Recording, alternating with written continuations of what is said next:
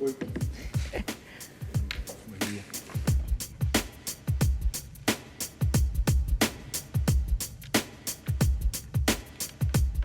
minutito nos separa de las 9 de la mañana, es momento de darle la bienvenida, de recibir al comisionado para el sistema carcelario, a Juan Miguel Petit. Hace unas horas se presentaron los resultados de algunos estudios para dialogar sobre las personas privadas de libertad y medidas alternativas. Y bueno, ahí repasamos nuevamente las cifras, ¿no? 4.700 personas privadas, 14.700 personas privadas de libertad y otras 18.000 con medidas alternativas a la cárcel. Sobre estos temas vamos a dialogar con Petit. ¿Cómo le va? Bienvenido. Buen día, con preguntas, pero bueno, con gusto compartir con ustedes. Quizás hace un periodo de mi trabajo que tratamos de reportar lo que pasaba. Yo creo que después entramos en por qué pasaba eso. Y ahora estamos tratando de generar espacios donde pensar entre muchos actores qué hacer con eso que nos pasa como país, como sociedad, ¿no? Así que estamos un poco con ese ejercicio también. Además de hacerlo de siempre, ¿no? Asistir a las familias, promover los derechos humanos, recorrer las cárceles. ¿Cómo calificaría el estado de situación del sistema de privación de libertad? ¿Saturado? Bueno, hay muchos... ¿O no? No, bueno, que está saturado ya es sabido, lo hemos dicho muchas veces. Faltan en el entorno de 4.000 plazas, o sea, 4.000 cupos. Somos hablando de 8 cárceles de 500 personas. Es algo que es imposible creo yo, financieramente imposible de que el país lo pueda construir, aparte en qué tiempos, qué cantidad de funcionarios se necesitan, qué sostén tecnológico requiere todo eso, la capacitación de cientos y cientos de funcionarios. Estamos hablando de 8 cárceles, estamos hablando de cientos y cientos de funcionarios. Entonces, creo que es necesario pensar por qué nos pasa eso de que tenemos tantas personas privadas de libertad. Estamos hoy en el puesto 10 del mundo, 414 personas cada 100.000 están privadas de libertad, sin contar a las medidas alternativas, que son también una limitación a la libertad y son una señal de una realidad. No es como la persona que, bueno, va a consultar porque tiene una taquicardia, no está internado por un tema cardíaco, pero bueno, hay que estudiarlo y evitar que eso se empeore. Entonces yo diría que hay señales que nos muestran que hay mucho para hacer. El sistema sí está desbordado, preocupa a todas las autoridades políticas, preocupa a todos los partidos políticos, preocupa a los 3 poderes del Estado, preocupa al Poder Judicial, preocupa al Ejecutivo y al Legislativo. Y bueno, creo que una de las preguntas es cómo no se logra que esto... Porque los temas siempre nos van a preocupar. Bueno, y además, ¿sabe qué? La infancia, la situación... No quiero ser respetuosa, pero le voy a decir, ¿qué hay de nuevo en todo eso? Porque hace años que venimos hablando de esto. Bueno, capaz que con cifras un poco inferiores, sí, pero hace tiempazo que... Capaz que ahora se sensibilizó, perdón, un poco más la opinión pública en ese reconocimiento de la necesidad de invertir en las personas privadas de libertad, ¿no? Pero... Con todo respeto, yo creo que a veces... llegar al punto ese de que no hay nada nuevo nos hace mal, porque estos temas nos van a preocupar, hay ciertos temas que nos van a preocupar siempre, preocupan en Suecia, preocupan en Noruega. Tengo contacto con algún criminólogo sueco, por ejemplo, y están muy preocupados con el estado de sus cárceles. Yo tuve la suerte de ir a Suecia y ver algunas cárceles y bueno, son como... A ver, como no quiero dar ningún nombre para no dar publicidad, pero como algún centro hospitalario privado de muy buen nivel, habitaciones individuales, tratamiento individual, terapia, actividades todo el día. O sea, no te van a preocupar siempre, como los temas humanos preocupan siempre, los temas de derechos humanos. O sea, que los derechos humanos es preocuparse por el dolor de la gente. No importa qué es lo que pasó antes, qué es lo que hizo, más allá de lo que le pasó, sino el dolor humano nos mueve como Estado. Entonces, estos temas van a preocupar siempre. Hay cosas nuevas, quizás lo que ocurre es lo que no hay de nuevo, todavía es una institucionalidad que permita traccionar, liderar y encauzar esto en una política pública fuerte, que es complejo de hacer porque involucra muchos temas, no es solamente a una persona que está presa, eso sería un tema hospitalario, el edificio, que no está resuelto, pero bueno, eso sería solamente hospitalario. Sí, como si El tema es solamente mucho el más- edificio resolviera algo, Claro, ¿no? el tema es salud mental, familia, trabajo, vivienda, etcétera. Petit, mientras repasaba la información, lo escucho a usted y repaso también declaraciones de la gente, del sistema político, y en ese sentido voy a plantear un panorama, ¿no? Avance del narcotráfico en nuestro país, incremento de homicidios, las denuncias que hay de la falta de inversión en educación, la gente que por un lado las encuestas dicen que piden penas alternativas, pero después en los hechos yo no sé si es tan así. Ahí voy a discrepar un poco con esas cifras, en el sentido de cuando uno le pregunta, tal vez acá en este contexto, si está de acuerdo o no, pero después cuando le pasa algo pide esas penas más duras contra las personas privadas de libertad. El sistema carcelario que está desbordado. Se pide la construcción de más edificios para que también esas personas puedan tener otro contexto para sobrellevar la pena de otra manera. Con todo este combo, ¿qué se puede hacer? Porque hay cosas tan contradictorias que a veces pareciera que no permiten el avance de estas personas y nos olvidamos que acá no existe la pena de muerte, la perpetua, y esa, no, pero no lo digo en ese sentido, digo que esa persona se va a reinsertar en la sociedad, vamos a tener que convivir con ellas. Bueno, yo creo que todos esos elementos que tú decís es verdad, esas distintas voces, pero el Estado tiene que ir construyendo una política pública, una institucionalidad, que es la que va, como un transatlántico, es la que va marcando un rumbo, escuchando, incorporando, integrando voces, actores, fomentando que haya distintos actores, como pueden ser la sociedad civil, que son ONGs, grupos profesionales, grupos empresarios.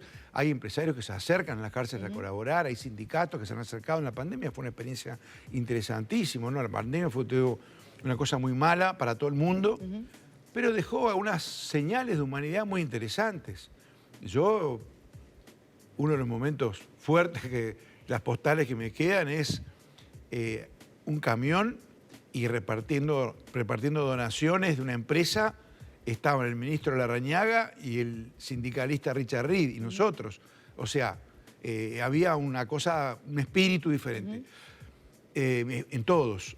El espíritu de la humanidad, lo que hablamos al principio, cuando te conmueve el dolor humano y decimos, no me importa de dónde viene esta persona, me importa ese dolor humano porque me emparenta con él, porque yo también como humano sé que sufro y voy a sufrir. Entonces yo creo que lo que falta es una institucionalidad para este tema.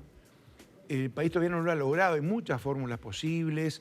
¿Cuál sería la fórmula más viable que usted ve? Hay muchas fórmulas, sí, hay muchas fórmulas. Lo que está claro es que un organismo muy, muy grande no puede estar encajado dentro de otro. Yo tuve una experiencia, perdón que me viaje, me pongo en el túnel del tiempo.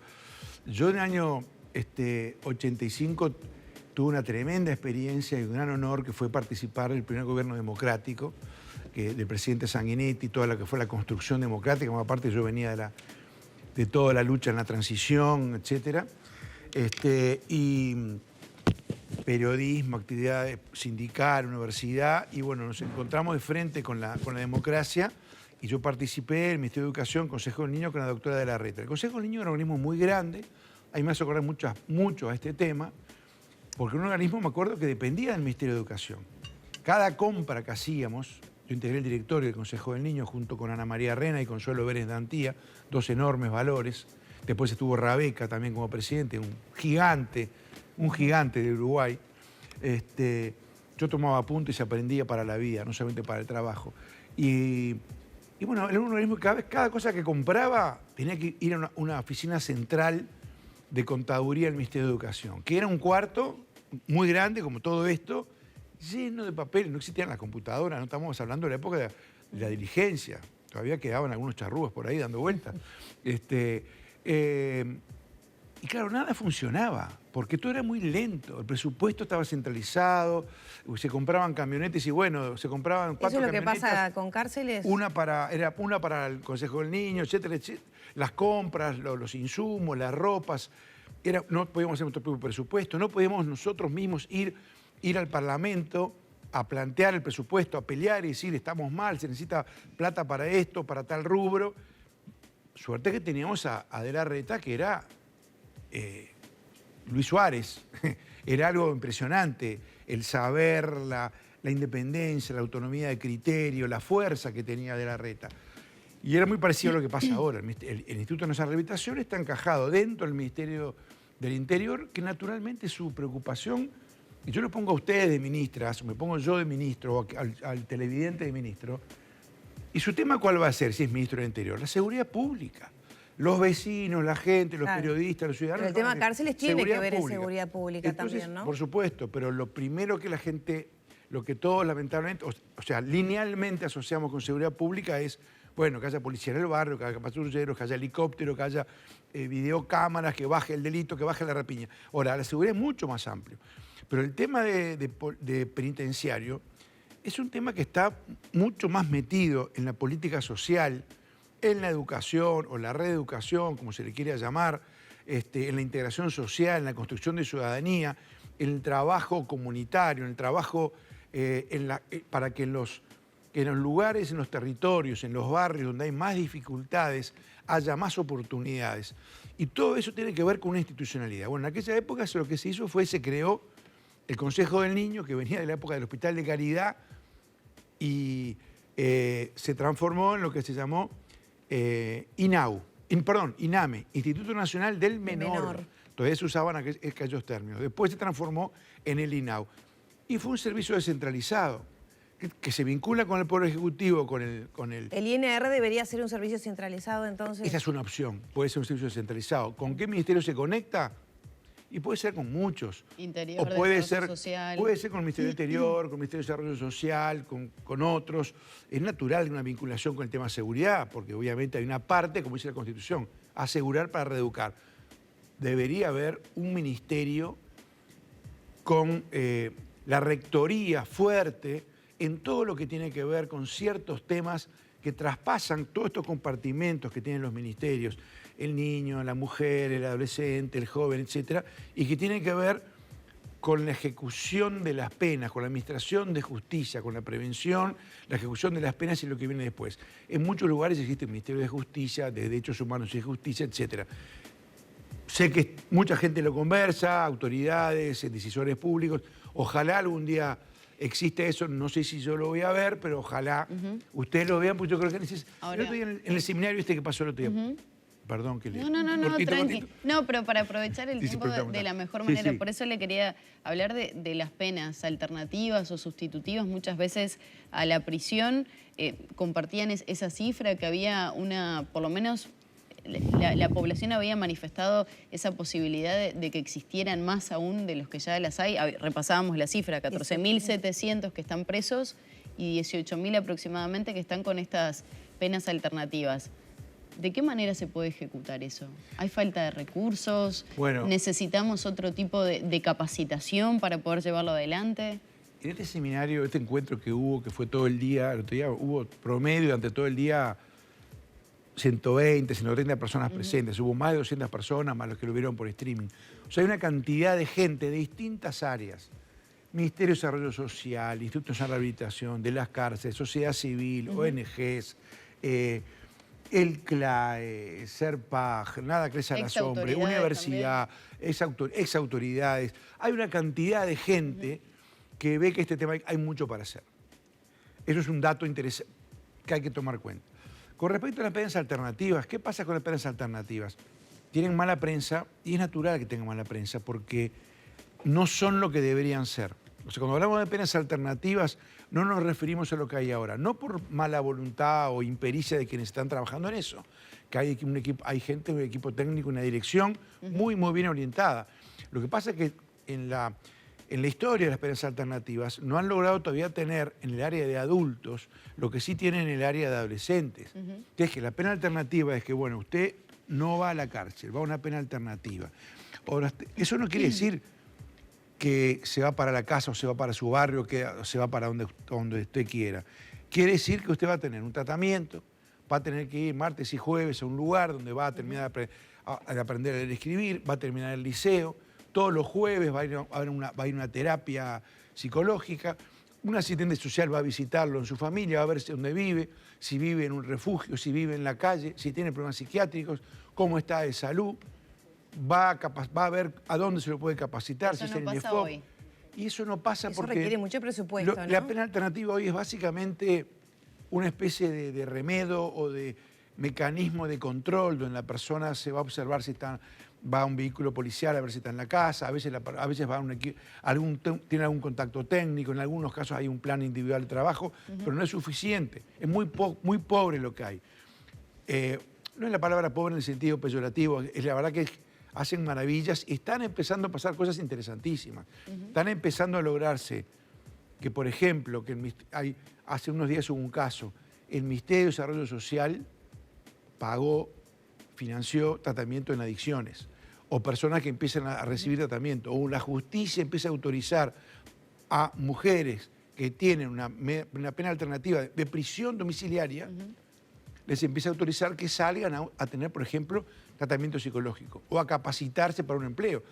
Porque si usted tiene prisión domiciliaria y no va a la cárcel, pero está encerrada en su casa, Y la cabeza. no puede, no puede trabajar, no tiene ingresos, ¿qué va a hacer en su casa? Nada bueno, seguramente. Claro. Entonces hay un enorme camino para andar, hay mucha gente pensando, y bueno, yo creo que... ¿El presupuesto está acompañando al menos esa orientación? Porque todo lo que usted menciona lleva mucho presupuesto. Hay cosas que hay cosas que no son de presupuesto, o son... A ver, Uruguay es un país rico. Yo creo que esa es la historia del paisito pobre, latinoamericano, del tercer mundo, chiquitito, que no tiene recursos y que hace las cosas. Bueno, pero todo eso que planteó eso no recién, es verdad. ¿cómo se puede llevar adelante? Uruguay es un país potente en su Estado, con un Estado social potente de principios del siglo pasado, con un Estado con recursos. Es un Estado de ingreso alto en todos los parámetros internacionales. Lo que tiene es que somos un país vacío en medio de dos gigantes, con 3,5 millones de habitantes, que es poquísimo. Cuando yo era chico, vivía en Paraguay. No tenemos la misma población, más o menos, que en aquella época. Paraguay tiene el doble hoy en día. Tiene una cantidad de gente. Bueno, Uruguay somos un país vacío. Entonces, el tema, más que presupuestal, es un tema de, por un lado, presupuesto también. El presupuesto es insuficiente, faltan recursos humanos, logísticos, etc. Pero lo que yo creo que no es solo un tema de presupuesto, es un tema también de articular, planificar líneas estratégicas, acordar líneas de base, sistemas de información, acuerdos de política pública. Entonces falta voluntad. Y eso rinde la plata, es como nosotros. Falta voluntad si tenemos política, un plan, entonces, la plata nos rinde más. ¿Perdón? ¿Falta voluntad política entonces para hacer esas gestiones, esas coordinaciones? Falta, yo te diría, falta la conexión más difícil, porque si uno habla de un organismo determinado, un tema determinado, que está en la competencia de un solo organismo, y no pasa nada en ese tema, dice, bueno, no hay voluntad política en ese organismo o en ese sector del Estado. Acá es más complejo el tema. Por eso eso es lo que ustedes decían recién, esa sensación de, siempre lo mismo, viene el comisionado, otra vez decir que cárceles están mal. Mi sensación como ciudadana recursos. es que es un diagnóstico parecido que se va agravando con los años. Y mientras tanto, acá muy seguido damos información de periodo de libertad que se mueren por tortura de otros, asesinados. Claro. Se mueren en incendios dentro de los módulos. Pero preguntémonos por qué es tan difícil superar esto. Porque si es algo que ha atravesado las administraciones, que ha tenido a distintas personas, o hemos estado muchas personas en ese tema, y hay alguna cosa que no es que se haga mal de gusto o que los uruguayos tengamos una... Descartada esa hipótesis. No, quiero decir que hay algo que no es de negligencia, sino que hay un tema estructural institucional. Y sí, yo creo que falta una conexión institucional de los tres poderes del Estado que permita tener una política pública en este punto. Y falta esa voluntad. Falta esa creencia de que acá se juegan muchas vidas y falta creer de que es posible. Esa carrera, porque es una carrera contra el tiempo también, ¿no? ¿La está ganando el narcotráfico? Y se lo pregunto por el dron, que el miércoles bajaron un dron de Santiago Vázquez que iba supuestamente un jefe narco justo a la zona de máxima seguridad. Bueno, de nuevo, ahí por hechos impactantes tampoco podemos sacar conclusiones. Yo no puedo decir, el narcotráfico está ganando. Lo que está claro es que las adicciones, el consumo problemático de sustancias, va a ser uno de los temas de este siglo. que también tiene una cantidad de debates. Legalizar todo, no legalizar todo, legalizar más, etcétera, etcétera. Claramente es una actividad mucho más redituable para quien transgrede, para quien está en un estado que lo lleva a cometer delitos, mucho más redituable que cometer una rapiña. Sí, mucho pero acá más estamos seguro. hablando de algo organizado, de tecnología, Bueno. que sale mucho dinero, un dron, Sí, sí. con un celular que alguien lo está comandando para meterlo Sí, sí. adentro de una cárcel. Estamos hablando de otra cosa, no es la pareja de alguien que mete marihuana dentro de una torta para pasarle Sí, a... yo no lo sé porque no tengo... Habría que cotejar información, saber que es como... tenés una lluvia fuerte, yo no sé si es que va a llover todo el invierno. Es una señal preocupante, no hay duda. Es una señal de una cierta organicidad, no hay duda. Ahora, también no hay duda que tenemos que seguir mejorando mucho en lo que tiene que ver con los sistemas de información. Y cuando hablamos de inteligencia del delito no es solamente, no sé, observar a ver policialmente qué va a pasar. Yo recién estuve en unas reuniones con la inteligencia británica y los departamentos de inteligencia en el Reino Unido tienen filósofos, sociólogos, antropólogos. ¿Por qué? Porque tratan de entender cómo funciona el delito. Porque las personas, ni siquiera los más criminales, están delinquiendo las 24 horas del día. La persona que ustedes pues reportan en el noticiero que cometió un delito grave, o un delito cualquiera, buena parte del día estuvo en otro lugar. En su casa, paseando al abuelito, jugando al fútbol en la esquina, va a un club deportivo, en la vuelta, en una cantina, en un club, en un baldío. Entonces la inteligencia es entender, bueno, ¿qué valores tiene esa persona? ¿Cómo se cría? ¿Cómo crece? ¿A dónde va? ¿Tiene hijos? La gran mayoría tiene hijos. ¿Le preocupan sus hijos? ¿Va a visitarlos? Bueno, y a partir de eso intervenir de la manera que sea necesaria. En algunos casos policialmente tendrá que ser cuando hay un delito en proceso, una situación en proceso, pero muchas veces intervenir socialmente, culturalmente, y es parte de lo que se discutió en el seminario el otro día. Seguir el hilo de las conductas violentas y tratar de generar en los lugares donde se generan esos procesos oportunidades. Y en el después de la cárcel, la persona que sale liberada, que sale también afectada por lo que vivió. Ayer tuve una experiencia muy fuerte en un seminario, se me arrimó una señora, yo la ubicaba, no la ubicaba muy bien, y era una familiar de un muchacho que estaba preso. Un muchacho que tenía por un delito bastante leve. 4 meses después de salir de la cárcel, este muchacho se autoagredió severamente. Entonces hay una cantidad de efectos que siguen en el tiempo, que no son los que podemos medir y que tienen que ver con lo que pasa después, con la salud mental, con conseguir trabajo, con las adicciones, con la vulnerabilidad, con la relación con los hijos. Hay 15.000 privados de libertad, pero hay más de 15.000 hijos de personas privadas de libertad, a las cuales hay que ver dónde están, cómo están, qué asistencia se les puede dar, cómo se los puede también sostener.